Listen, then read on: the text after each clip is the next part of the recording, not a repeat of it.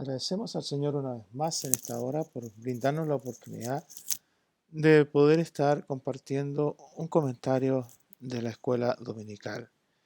Vamos a orar para pedir al Señor de su gracia bendita, su ayuda, su guía, para que este comentario sea de bendición para todos nosotros. Amantísimo Dios, en esta hora, cuántas gracias le damos por la oportunidad que nos brinda de poder estar preparándonos ya para estudiar de su palabra, Señor. Verdaderamente nos encomendamos sus manos para que en su gracia bendita este tiempo que vamos a estar estudiando su palabra sea de bendición para todos nosotros. Bendito Señor, sabemos que en su palabra siempre vamos a encontrar una enseñanza y en este análisis tan especial que tenemos nosotros vamos a ser bendecidos cada día en la virtud de lo alto. Padre, nos encomendamos en sus manos y le pedimos su ayuda bendita y su misericordia. Te lo pedimos en el nombre de Jesús nuestro Salvador. Amén y amén. Bueno, para el día de hoy, domingo 6 de septiembre del año 2020, entramos a la lección número 11 en el carácter de Cristo. La lectura bíblica está en Lucas 7, verso 13. Y seguiremos hablando de la doctrina del Hijo y ya ahora con la lección que ya he señalado, la número 11, el carácter de Cristo. Y está basada entonces en Filipenses 3, 7 al 14. Y vamos a leer la palabra del Señor en el nombre del Padre, del Hijo y del Espíritu Santo. Amén. Dice así: pero cuántas cosas eran para mí ganancia, las he estimado como pérdida por amor de Cristo. Y ciertamente aún estimo todas las cosas como pérdida por la excelencia del conocimiento de Cristo Jesús, mi Señor, por amor del cual lo he perdido todo y lo tengo por basura para ganar a Cristo y ser hallado en él, no teniendo mi propia justicia, que es por la ley, sino la que es por la fe de Cristo, la justicia que es de Dios por la fe, a fin de conocerle y el poder de su resurrección y la participación de sus, llegando a ser semejante a él en su muerte, si en alguna manera llegase a la resurrección de entre los muertos. No que lo haya alcanzado ya, ni que ya sea perfecto, sino que prosigo para ver si aquello para lo cual fui también ha sido por Cristo Jesús. Hermanos, yo mismo no pretendo haberlo ya alcanzado, pero una cosa hago, olvidando ciertamente lo que queda atrás y extendiéndome a lo que está delante, prosigo a la meta, al premio del supremo llamamiento de Dios en Cristo Jesús. Y cuando el Señor la vio, se compadeció y dijo: no llores más. Bueno, ahí se nos quedó pegada una frase de otro texto. Vamos a hacer un pequeño comentario en relación a la lectura bíblica del día de hoy, ¿no es cierto?, en el cual nos podemos señalar que nos parece muy interesante el encontrarnos en estos versos con una expresión del apóstol Pablo y que se lo escribe a los hermanos de Filipos para poder clarificar y enseñarles a ellos la realidad de haber dejado muchas cosas atrás para involucrarse plenamente en el ministerio que Dios le otorgaba al apóstol Pablo, como todos sabemos, a los gentiles. Por eso nos encontramos con el siguiente comentario que queremos compartir. Les invito a un análisis bien especial de lo que acá se indica. Pero cuántas cosas eran para mí ganancia, las he estimado como pérdida por amor de Cristo. Al lado del haber, es decir, donde estaba del saldo positivo de su libro mayor de contabilidad de Pablo, ¿no es cierto?, había estado añadiendo sus antecedentes, su carácter. Por eso es que hablamos también del aspecto fundamental del carácter de Saulo en su principio y luego como Pablo, y su religión. Él tenía una lista impresionante de lo que él era en el plano humano, lo que había sido, lo que había aprendido. Pero repentinamente todo ello se convirtió en un débito, es decir, en un cargo. Se lo cobraron, digamos así, en términos de contabilidad. Y dejó de confiar en esas cosas porque tuvo un encuentro con Cristo. Le había odiado antes a Cristo y se dirigía hacia Damasco para perseguir a sus perseguidores. Pero entonces aquel que se encontraba en el lado de débito, el lado de los cargos, se desplazó al haber, donde se encuentra el saldo positivo, y Pablo depositó toda su confianza en Jesucristo.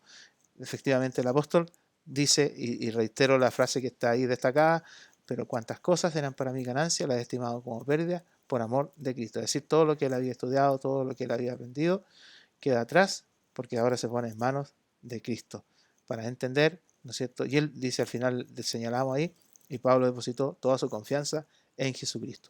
Y de él el que vamos a hablar en esta lección, el carácter de Cristo. Intentar parecernos a Cristo ha de ser un ideal.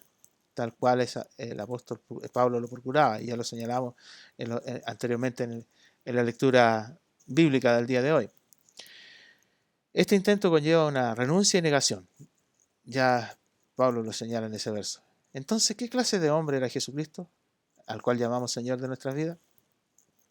Es arduo para el pensamiento hacerse la idea de reunir en una sola persona dos magnitudes que parecen competir entre sí. Si Jesús ha sido Dios, no ha podido morir. Si ha sido hombre, no puede estar vivo.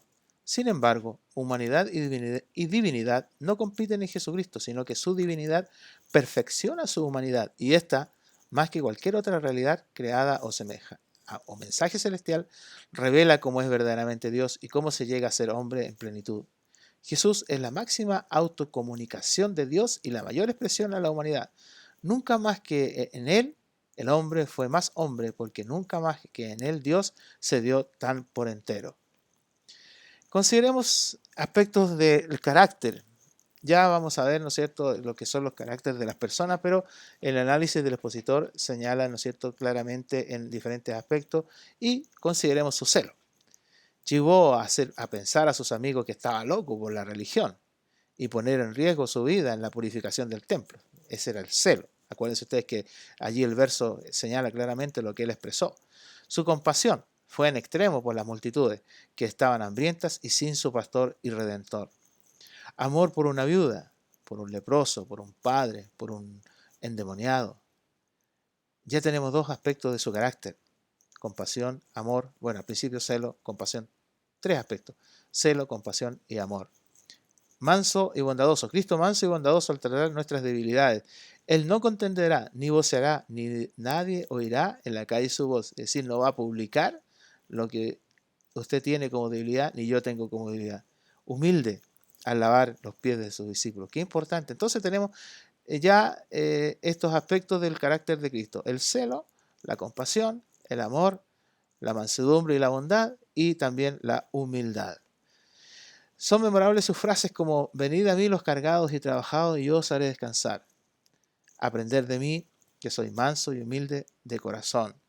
Se reitera aquello, ¿no es cierto? Fue manso y bondadoso, aún en la hora de su muerte, angustiado él y afligido, no abrió su boca. Imagínese usted, qué máxima expresión del carácter de Cristo. En su ciudad natal mostró su valor. Hizo saber la incredulidad de Israel, que aun siendo ellos pueblo de Dios, fueron abandonados y favorecieron al pueblo gentil. Bueno, ciertamente importante es analizar el carácter de Cristo en esta primera parte, ¿no es cierto? Y ahora vamos al texto para memorizar.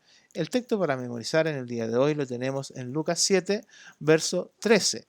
Y en él encontramos, ¿no es cierto?, la siguiente expresión, y lo leemos y lo repetimos, si usted gusta, para que lo podamos memorizar. Y cuando el Señor la vio, se compadeció de ella y le dijo: no llores. Lucas 7, verso 13. Repetimos todos juntos. Y cuando el Señor la vio, se compadeció de ella y le dijo: no llores.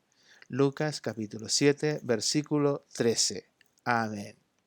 ¿Qué podemos decir de esta expresión, de este texto para memorizar? Algunos breves comentarios podemos hacer. Perdón. Jesús se compadeció de la viuda, responde a la tragedia social y personal con compasión. En español y otros idiomas que vienen del latín, las palabras compadecerse y compasión significa sufrir junto, es decir, sufrió junto a la viuda, sentir compasión, es decir, la fuerza del compadecimiento era algo real. De manera semejante, la palabra que Lucas usa para denotar esta compasión lleva en sí el significado de ser movido a las entrañas, en lo más profundo, es decir, se conmovió su ser, su persona. Cuando esta palabra es usada en el Nuevo Testamento, se refiere a un sentimiento que mueve a la acción. La compasión no es un sentimiento simple o solitario, sino que es acompañada con hechos que buscan aliviar el sufrimiento y hacer bien hacia el prójimo. La compasión sin acción es emoción gastada. Es decir, si yo siento compasión y hay un movimiento en mis entrañas de algo dentro, si yo no acciono, si yo no lo hago en una realidad, es una emoción nada más, una emoción gastada. Es valioso recordar este breve episodio cuando las cosas parecen muy negras en nuestra vida. Los que cargaban el cajón llevaban al hijo de la viuda a enterrar prematuramente. Él todavía podía ser restaurado a la vida por el poder de la compasión de Jesús. Justo cuando la viuda creyó que había perdido todo, todo le fue devuelto. ¿Por qué? Porque Jesús mostró uno de sus caracteres, la compasión. Se compadeció de la viuda. Por lo tanto, en tiempos de oscuridad, permite que recordemos que Jesús, el gran profeta, alabado por los dolientes, está todavía con nosotros ayer, hoy y para siempre. Continuamos entonces con la lección y vamos a una segunda parte que es el carácter del Hijo. Y nos encontramos con las siguientes expresiones. Ya ahora mostrando el carácter, siguiendo características del carácter, o sea, de su forma de ser, que lo que tuvo en su vida. Jesús mostró su valor al enfrentar al hombre lunático que sin duda poseía fuerzas satánicas. Arriesgó su vida para levantar a Lázaro entre los muertos. Se dispuso a ser atado por los judíos al visitar Betania y ser arrestado por eso. Él dijo, vamos a ir allá. Y ciertamente lo hizo y no hubo mayor inconveniente en eso porque él mostró su valor al denunciar a los fariseos severamente de sus hipócritas costumbres, de sus religiones, condenándolos por pervertidos. Valor tuvo en aquel tiempo de mostrar aquello. Ahora, su máxima expresión de valor es lo que decimos enseguida. Llegar al Calvario era una situación de total valor. Jesús les señaló a sus discípulos lo que iba a sufrir por el escarnio y los azotes que recibiría. El amor de Cristo por su Padre, sus discípulos, su amor por los niños, su amor por sus amigos íntimos, su amor por Jerusalén, lo hacen distinto de todos los seres terrenales. Vamos ahora a las referencias del expositor y nos encontramos con Marcos 15, 1 al 9. Y aquí es un momento de especial bendición porque es el instante en cuando Jesús muestra la realidad de lo que él era allí al verse enfrentado a los escribas, a los sacerdotes que ciertamente lo habían entregado a Pilato, y vemos entonces en Marcos 15, 1 al 9, dice, muy de mañana, habiendo tenido consejo los principales sacerdotes con los ancianos, con los escribas y con todo el concilio, llevaron a Jesús atado y le entregaron a Pilato. Pilato le preguntó, ¿eres tú el rey de los judíos? Respondió él y le dijo, tú lo dices. Y los principales sacerdotes le acusaban mucho. Otra vez le preguntó Pilato diciendo, nada respondes. Mira de cuántas cosas te acusan. Es decir, allí mostró mansedumbre. Mas Jesús ni aun con eso respondió, de modo que Pilato se maravillaba, porque no entendía cómo él no se defendía, cómo él no decía palabra. Marcos 15, 1 al 9, ya lo hemos señalado, ¿no es cierto? Y está ahí estos versos. Ahora nos vamos a Juan 11, 8. Le dijeron los discípulos, Rabí, ahora procuran los judíos apedrearte y todavía otra vez vas allá. Es decir, cuando tuvo valor, ya lo hemos expresado, cuando arriesgó su vida para levantar a Lázaro de entre los muertos porque fue a ese lugar donde probablemente lo iban a enfrentar. Marcos 10, 32 al 34. Iban por el camino subiendo a Jerusalén y Jesús iba adelante. Y ellos se asombraron y le seguían con miedo. Entonces, volviendo a tomar a los 12 aparte, les comenzó a decir las cosas que le habían de acontecer. Es decir, ellos iban preocupados, pero Jesús mostraba su valor. La otra parte, la tercera, el Hijo dejó la gloria del Padre. Y en este segmento podemos señalar y decir lo siguiente. Cristo se vació, es decir, escondió su forma celestial en un cuerpo terrenal al abstenerse por un tiempo de su omnipresencia. Ya dejó, ¿no es cierto?, su cuerpo celestial, la forma celestial de la omnipresencia, para volverse un cuerpo terrenal. De la omnisciencia y se abstuvo de su omnipotencia. Se hizo semejante a los hombres, tomando la forma de un siervo. No fue un primer ministro, ni tampoco un gran emperador como César, ¿no es cierto? Él vino como un humilde siervo, se humilló, es decir, siendo Dios, se sometió a las autoridades. Mire usted, qué importante es eso. Además consistió en hablar nuestra lengua. Él habló nuestra lengua, por cierto, allí en el lugar donde él estuvo, en la tierra que él vivió. Comió las comidas normales de la época, respiró nuestro aire y más tarde soportó, ¿no es cierto?, nuestro vil y perverso pecado. Él asumió nuestra realidad. Él obedeció hasta la muerte. Murió en la cruz. Se le dio una posición que está por encima de todos los hombres. ¿Por qué? Porque Él, ¿no es cierto?, dejó la gloria del Padre para venir a estar en la tierra y poder ser parte de la humanidad. Bueno, vamos a la referencia del expositor ahora. Primera de Pedro 2, 21 al 24. Dice, pues, para esto fuiste llamado, porque también Cristo padeció por nosotros, dejándonos ejemplo para que sigáis sus pisadas, el cual no hizo pecado ni se halló engaño en su boca, quien como le maldecían no respondía con maldición, cuando padecía no amenazaba, sino encomendaba la causa al que juzga justamente, quien llevó él mismo nuestros pecados en su cuerpo sobre el madero, para que nosotros, estando muertos a los pecados, vivamos a la justicia, y por cuya herida fuisteis sanados. Qué bendición, qué bonito, hermano. Quien cuando lo maldecían no respondía. Una enseñanza para todos nosotros, muy especial. Ayúdanos el Señor para que nosotros podamos tener esa realidad en nuestras vidas.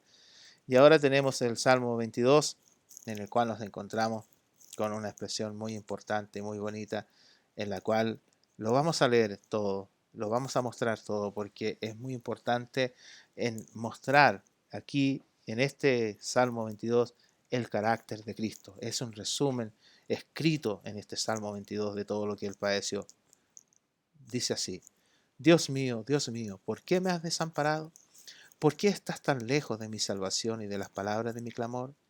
Dios mío, clamo de día y no respondes, y de noche y no hay para mí reposo.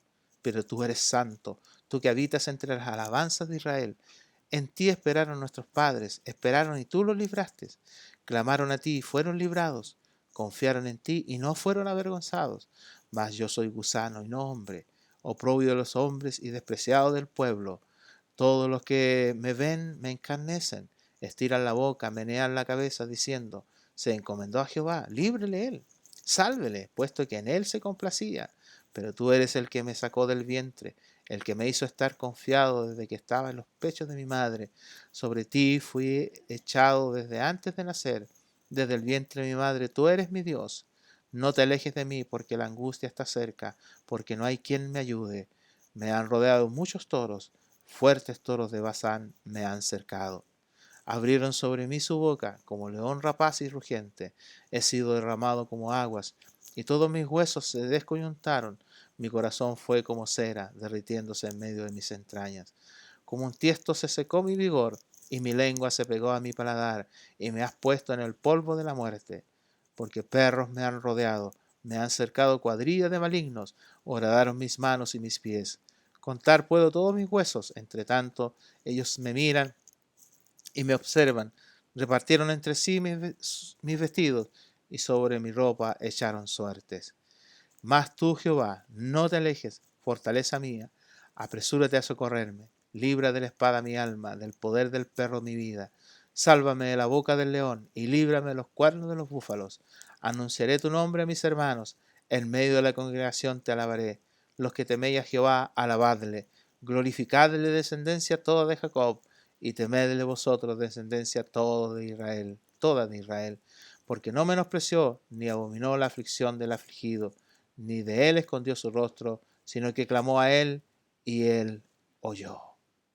Qué bendición, qué bonito el Salmo 22. Ahí se muestra claramente en ese salmo profético, creo yo, de lo que Jesús en su ministerio mostró posteriormente. Sigue adelante el Salmo 22 y dice: de ti será mi alabanza en la congregación, mis votos pagaré delante de los que le temen. Comerán los humildes y serán saciados, alabarán a Jehová los que le buscan. Vivirá vuestro corazón para siempre, se acordará y se volverán a Jehová todos los confines de la tierra, y todas las familias de las naciones adorarán delante de ti, porque de Jehová es el reino, y él regirá las naciones. Comerán y adorarán todos los poderosos de la tierra, se postrarán delante de él todos los que descienden al polvo, aun el que no puede conservar la vida a su propia alma. La posteridad le servirá, y le será contado de Jehová hasta la postrera generación. Vendrán y anunciarán su justicia, a pueblo no nacido aún anunciará que él hizo esto. Qué bonito, qué expresión importante este Salmo 22 para cada uno de nosotros, una gran bendición tan especial que día tras día entendemos que ciertamente allí se muestra el carácter de nuestro Señor Jesucristo. También está citado Efesios 1, 20-21, pero se lo dejo como tarea para que usted lo pueda leer ahí en su Biblia.